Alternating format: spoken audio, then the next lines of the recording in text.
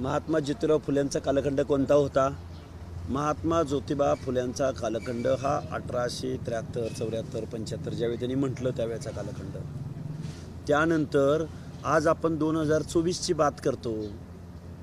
2024ला एखाद्या जातीला जमातीला जर एखाद्या प्रवर्गात सामील व्हायचं असेल तर त्या राज्याचा स्टेट बॅकवर्ड कमिशन असतो आणि स्टेट बॅकवर्ड कमिशनच्या सर्व टेस्टमधून अप्लाय करून तुम्ही लिगल मार्गानं ओबीसीमध्ये येऊ शकता. तुम्हाला कुणी सांगितलं येऊ शकत नाही म्हणून? पण त्यासाठी स्टेट बॅकवर्ड कमिशनचे पॅरामीटर्स मेथडॉलॉजी आहे. ती मेथडॉलॉजी तुम्हाला मान्य नाही. मग या महाराष्ट्रामधल्या अनेक जाती जमाती अशी आहेत की त्या 1873 वगैरे त्या कालखंडामधला त्यांचा जर एकूण पेहराव बघितला, त्यावेळची त्यांची स्थिती बघितली, तर मग त्यांना आपण कुठलं आरक्षण द्यायचं? या गोष्टीची उत्तर शासनकर्त्यांनी, धोरणकर्त्यांनी आणि संविधान, कायदा, कॉन्स्टिट्यूशन या सगळ्या गोष्टीमध्ये आत्तापर्यंत 4 स्टेट बॅकवर्ड कमिशननी मराठा समाजाचं सामाजिक मागासलेपण नाकारलंय. सुप्रीम कोर्टानं 650 पानाच्या जजमेंटमध्ये नाकारलंय. औरंगाबाद खंडपीठाच्या जस्टिस मार्ला पल्ले यांनी मराठा आणि कुणबी एक समजणं म्हणजे सामाजिक मूर्खपणा होय या टायटलखाली जजमेंट दिलंय. यांना कायदा मान्य नाही, यांना कॉन्स्टिट्यूशन मान्य नाही, यांना आयोगाचे रिपोर्ट मान्य नाहीत, यांना सुप्रीम कोर्टाचं जजमेंट मान्य नाही आणि यांना हैदराबाद गॅजेटमध्ये आम्ही असं आहोत आणि तुकाराम महाराज बरे झाले देऊ कुणबीची केलो. अरे कुणबी कोण? जो कुणबी सामाजिक दृष्ट्या मागास आहे आमच्या कोकणातला, मी वारंवार सांगतोय, रायगडच्या दक्षिणेचा आणि रत्नागिरीच्या उत्तरेमधला जो कुणबावा करतोय, जो वतनदाराच्या जमिनी कुळानं घेतोय, ज्याची आजही परिस्थिती नाड घालून ते जातात, ज्यांच्या माता भगिनींना आजही घोळदार साडी नेसायची परवानगी त्या गावागावामध्ये नाही, आजही त्यांचं प्रतिनिधित्व नाही, आणि तोच कुणबी मुख्यमंत्री महोदय कान खोलून ऐका, तुम्ही हैदराबादचं गॅजेट आणताय ना दुसऱ्या स्टेटमधलं, तोच माझा कोकणातला कुणबी, त्याचेच पाहुणे रावळे तमिळनाडूमध्ये आणि गोव्यामध्ये SC मध्ये येतात. मग आमचा परीट बांधव, धनगर बांधव, बेरडबेडर रामोशी, पारधी, कैकाडी, अनेक उदाहरणं देईन मी, बंजारा, लबान, हे वेगवेगळ्या स्टेटमध्ये SC ST मध्ये येतात. मग त्यांचे पुरावे आणून त्यांना आपण SC STचं रिझर्वेशन देणार आहोत का? जे चाललंय ते बेकायदेशीर चाललंय. आम्ही संविधानाच्या भाषेत कितीतरी सांगितलं, ना शासनाला कळतं, ना आयोगाच्या अध्यक्षांना कळतं, ना महाराष्ट्रातल्या कुठल्या मंत्र्यांना कळतं. मग आता आम्ही जशास तसं उत्तर द्यायचं ठरवलंय.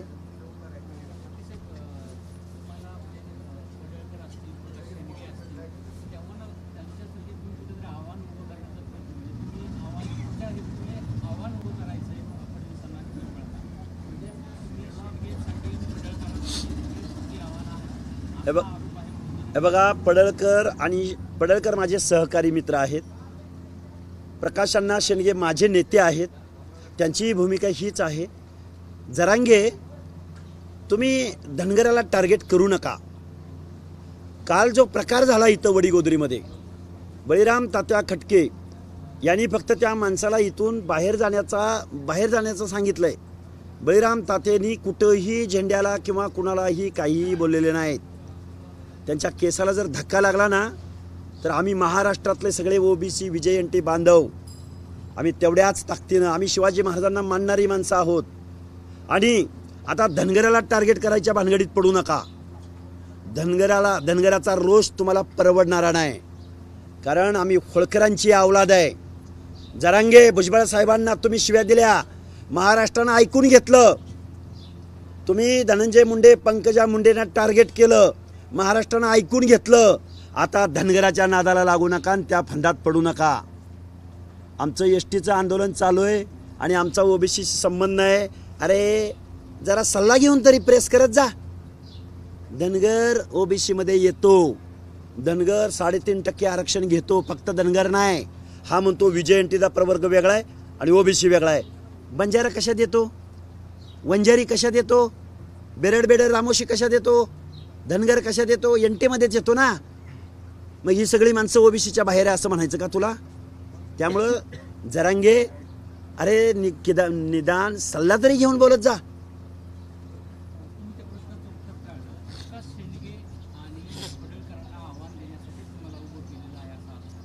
अहो जरांगेला खरं काय कळत नाही बरं का. कसं काय ते त्यांना कसं काय आव्हान माझं होऊ शकतं? ते माझे सहकारी, माझे नेते आहेत. पण जरांगे, तू ज्या राजगादीचा सन्मान करतो म्हणतोस, त्याच वेळी छत्रपती संभाजी महाराज आणि श्रीमंत उदयन महाराजाबद्दल खाजगीत काय काय बोलतो हे मला महाराष्ट्राला सांगायची वेळ लावू नको. तू तुझी गादी निर्माण करायचा प्रयत्न करू नको. तू फुले शाहू आंबेडकरांना तर मानतच नाहीस, पण आता गावागावात प्रत्येक बॅनरवर तुझे फोटो लागतेत.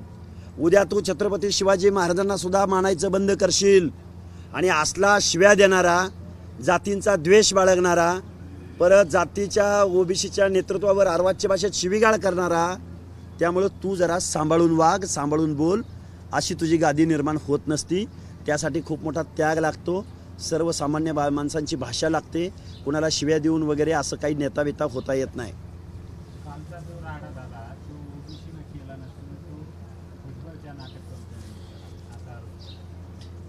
तुझी कुठली तमाशा कंपनी आहे का? आम्ही भुजबळांची नाट्य कंपनी असेल तर तू तू तू एकनाथ शिंदेचा तमाशा आहे का? तमाशामध्ये बतावणी असती, त्यानंतर तमाशामध्ये करमणूक असते, त्यानंतर तमाशामध्ये वगनाट्य असतं. पण तुझ्या तर तमाशात नुसती बतावणीच आहे, नुसती नौटंकीच आहे, नुसतं सोंगाड्याचं काम करतो तू. मनोरुग्ण आहे तू. कारण तुला थोडी जर या महाराष्ट्रामधल्या इतर जातीबद्दल थोडी आम्ही भाऊभाऊ म्हणतो तू, आणि त्यांचंच आरक्षण पाहिजे म्हणतो तू. कसं काय भाऊभाऊ आहे बरं? सांग बरं.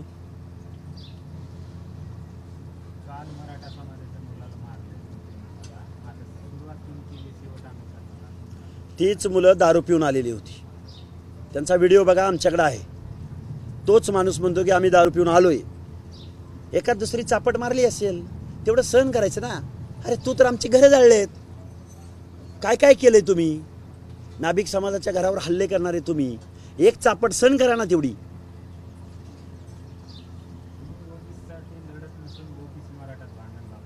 तू काय करतोय? बीडचं जी काय जाळपोळ झाली त्याला किती महिने झाले? मग आम्ही फक्त ओबीसीचा आवाज बनलो, आवाज उठवायचा प्रयत्न केला तर आम्ही भांडणं लावली. आणि तू काय आरती घेऊन ओवाळणी करतोय का? तुम्ही मला एक सांगा, रस्ता अडवल्यावरून हा माणूस प्रशासनाला चॅलेंज करतो की रस्ता यांच्या बापाचा आहे का म्हणतो. बीडमध्ये ज्यावेळी तू शांतता रॅली घेऊन गेला हा माणूस, शांतता, आणि तिथं शाळा बंद ठेवायला लावल्या. लातूर, पुणे, शाळा बंद कुठल्या कायद्याने ठेवता येते? आणि शाळेतल्या मुलांचा आणि तुझ्या शांतता रॅलीची कुठं कॉन्ट्रावर्सी होती? त्यामुळे जरांगे, आपला तो बाब्यान दुसऱ्याचं ते कार्ट हे बंद कर आता. काय चोराच्या उलट्या बोंबा म्हणावं लागतील याला. गेल्या 1 वर्षापासून ओबीसीच्या छोट्या छोट्या घटकावर अन्याय करण्याचं काम या जरांगे नावाच्या माकडाच्या झुंडशाहीनं केलं. म्हणजे निव्वळ जाळपोळ करण्याचं काम, जसं हनुमानाने श्रीलंका जाळली अशा पद्धतीनं ह्या जरांगे नावाच्या माकडानं बीड जिल्हा जाळण्याचं काम केलं. बीड जिल्ह्यातील गंगामासला या गावामध्ये नाभिक समाजाची दुकानांची जाळपोळ केली, तोडफोड केली. त्यावेळेस याला मजा वाटत होती का? आज कुठंतरी त्यांचेच माणसं दारू पिऊन आले आणि त्यांना जर ते जर इथे येऊन घोषणा देत असतील आणि त्यांना जर एखादी चापट लागत असेल आणि एखादी चापट भेटत असेल तर प्रसाद तर भेटलाच पाहिजे ना. आणि एखाद्या वेळेस प्रसाद भेटला तर एवढं दुःख होण्याची गरज नाही ना. आमच्या गोरगरीब गावागावात एखाद्या तरुणांनी सोशल मीडियावर जरी काही व्यक्त होण्याचा प्रयत्न केला तर अशा तरुणांना मारहाण करण्याचं काम ह्या झुंडेशाहीने केलं. त्यावेळेस ह्या जरांगे नावाच्या छपरीला समजत होतं का? त्यावेळेस मजा वाटत होती याला. परंतु आता ओबीसी समाज जागा झाला. त्यावेळी या राज्यातील 400पेक्षा जास्त असणाऱ्या जाती एकत्र आल्या नव्हत्या. प्रत्येक माणूस म्हणायचं जाऊ द्या, होतील शांत, होतील शांत. परंतु आज आता सर्वांना कळायला लागले किंवा अति तिथं माती एक दिवस होत असती. सर्व ओबीसी समाज एकत्र आलाय. अन्याय जास्त झाल्याच्या नंतर सर्वांना कुठंतरी पेटून उठावं लागतं. आज तशी परिस्थिती निर्माण व्हायला सुरुवात झाली. आणि जरांगेला विनाकारण आम्ही डिवोशण्याचा प्रयत्न सुद्धा केला नाही. जरांगेची झुंडशाही आमच्या उपोषणाच्या समोरून जात असताना घोषणा देण्याची गरज नाही. घोषणाला प्रति घोषणा देणारच. आणि जशाच तसं तुम्ही जर इथून अरेरावीची भाषा केली तर प्रसादसुद्धा मिळेल. त्यामुळं जरांगेने आता त्यांच्या झुंडशाहीला आवर घालण्याचं काम करावं आणि विनाकारण कुठेही आमच्या ओबीसी नेत्यावर असतील, आमच्या ओबीसी समर्थकावर असतील आरोप करण्याचा आणि ओबीसी समर्थकांना टार्गेट करण्याचं काम करू नये. काल बळीराम तात्या खटके यांनी कुणालाही मारहाण केली नाही, परंतु त्यांनी लगेच त्याचा व्हिडिओ काढून झेंडा फाडण्याचं सुद्धा काम केलं नाही. परंतु चुकीचे व्हिडिओ व्हायरल करायचे आणि त्याच्यामध्ये एखाद्या माणसाची बदनामी करण्याचा हा प्रयत्न मराठा समाजाने आणि जरांगीच्या झुंडशाहीनं थांबावा. अन्यथा येणाऱ्या काळात आम्ही सुद्धा जशाच तसं उत्तर द्यायला सज्ज झालेलो आहोत. समाज आता सज्ज झालेला आहे, त्यामुळे जरांगीने आता सावधान राहावं. काल 4 मराठा तरुणांना ओबीसीच्या लोकांनी मारहाण केली, याचा बदला घेतला जाईल असा इशारा दिला. सुरुवात तुम्ही केली, आता खरं तसं म्हणायचं तर जरांगीने सुरुवात केली. आमच्या लाखो तरुणांना मारहाण करण्याचं काम महाराष्ट्रात केलेलं आहे. त्यामुळं आम्ही 2 जणाला एक आमच्या समर्थकांनी सापट हाणली म्हणजे काही लई मोठी गोष्ट नाही. त्यांनी तर आमच्या लोकांचे रक्त बाहेर सांडूस तर मारलंय. आमच्या लोकांची घरं जाळली, आमच्या लोकांच्या हॉटेल जाळल्यात, आमच्या लोकांच्या गाड्या फोडल्यात. आमच्या ओबीसी आमदारांना दबाव टाकण्याचं काम केलं, आमच्या ओबीसी आमदारांच्या गाड्या फोडण्याचं काम केलं, जाळण्याचं काम केलं, अडवण्याचं काम केलं.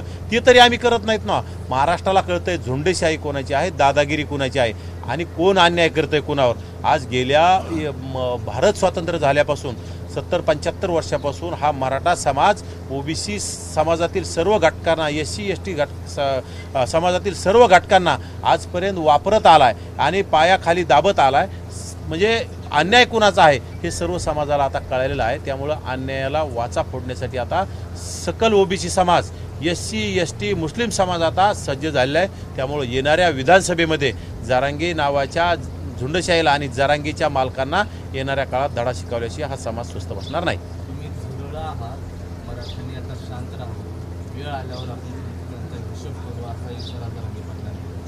अरे झुरळा, तुझा चेहरा झुरळासारखा दिसतोय, आम्हाला काय झुरळ म्हणतो? तुझी लायकीच झुरळासारखी आहे. तू झुंडशाही निर्माण करण्याचं काम केलं, याला डिवसण्याचं काम, त्याला डिवसण्याचं काम करतो. म्हणजे तुला खरोखर महाराष्ट्रात पुन्हा झुंडशाही निर्माण करून गुंडगिरी करायची किंवा जाळपोळ करायची आहे का? हा जरांगीला माझा प्रश्न आहे. जरांगीने आता गपचीप पडून राहावं. एकतर त्यांनी उपोषण सोडलेलं आहे आणि नौटंकी करत आहे. 4 दिवस म्हणजे 2 दिवसापूर्वी 1 सलाईन जरी घेतली माणसाने तर उपोषण सुटतं. यांनी 2 दिवसापूर्वी 4 सलाईन घेऊन पुन्हा बेडवर पडून मी उपोषण करता दाखवतो आणि कुठंतरी जालना बंद, बीड बंद, हे बंद, ते बंद आणि याच्यामार्फत बंद करून झुंडशाही आणि समाजावर आणि प्रशासनावर दबाव निर्माण करण्याचं काम करतो. यांनी पोलीस प्रशासनाला सुद्धा हातबल करण्याचं काम केलं होतं. कारण यांचा सरकार आहे, यांचा मुख्यमंत्री म्हणून दादागिरी करण्याचा नेहमी प्रयत्न करतात. पाठीमागं पोलीस प्रशासनाच्या 100 कर्मचाऱ्यावर, अधिकाऱ्यावर दगडफेकीतून त्यांना म्हणजे हॉस्पिटलमध्ये आजसुद्धा काही त्यांचे अधिकारी कर्मचारी अद्यापसुद्धा प्रशासनामध्ये रुजू झालेले नाही. त्यांच्यावर गंभीर इजा झालेली आहे. आणि झुंडशाही कोण करते यामध्ये प्रशासनाला कळतं आहे आणि राज्यकर्त्याला कळत नसेल. कारण की जातीवादी एकनाथ शिंदे जोपर्यंत मुख्यमंत्री आहेत तोपर्यंत या एकनाथ शिंदेला झुंडशाही कोण करतं आहे हे कळणार नाही. त्यांना फक्त ओबीसींचा द्वेष आहे आणि या राज्यातील इतिहासातील पहिला ओबीसी SC ST मुस्लिम द्वेष्टा मुख्यमंत्री कोण असेल तर हा एकनाथ शिंदे आहे. त्याचा आम्ही निषेध करतो. आम्ही जर रस्ता अडवला असता तर छगन भुजबळांनी थेथयाट केला असता, एखाद्या नाच्यासारखं त्यांनी केलं असतं. नाच्या म्हणाले छगन भुजबळांना जरा. अरे माकडा जरांग्या, याच्या आधी किती रस्ते अडवले तुम्ही, किती लोकांना मारहाण केली, तुम्ही गाड्या अडवाडू मारहाण केली. रस्ते अडवण्याची भाषा तू आम्ही अडवत नाही अशी भाषा जरांगीला शोभत नाही. जरांगीने खूप गरिबावर हल्ले केले, सुतार समाजावर हल्ले केले, न्हावी समाजावर हल्ले केले, कुंभार समाजावर हल्ले केले. ही सर्व जरांगेच्या झुंडशाहीचं योगदान आहे. आणि जरांगीने महाराष्ट्रात फुलेशाहू आंबेडकरांचा महाराष्ट्र आपण आजपर्यंत म्हणत होतो, परंतु आता त्यांनी फुलेशाहू आंबेडकरांच्या नावाला, फुलेशाहू आंबेडकरांच्या महाराष्ट्राला कलंक लावून त्यांनी शिव्या शापांचा महाराष्ट्र निर्माण केला आहे. खरं तर या राज्याला देशाच्या पंतप्रधानी, देशाच्या सर्वोच्च असणाऱ्या राष्ट्रपतींनी या महाराष्ट्राला शिव्या शापांचं महाराष्ट्र असं एक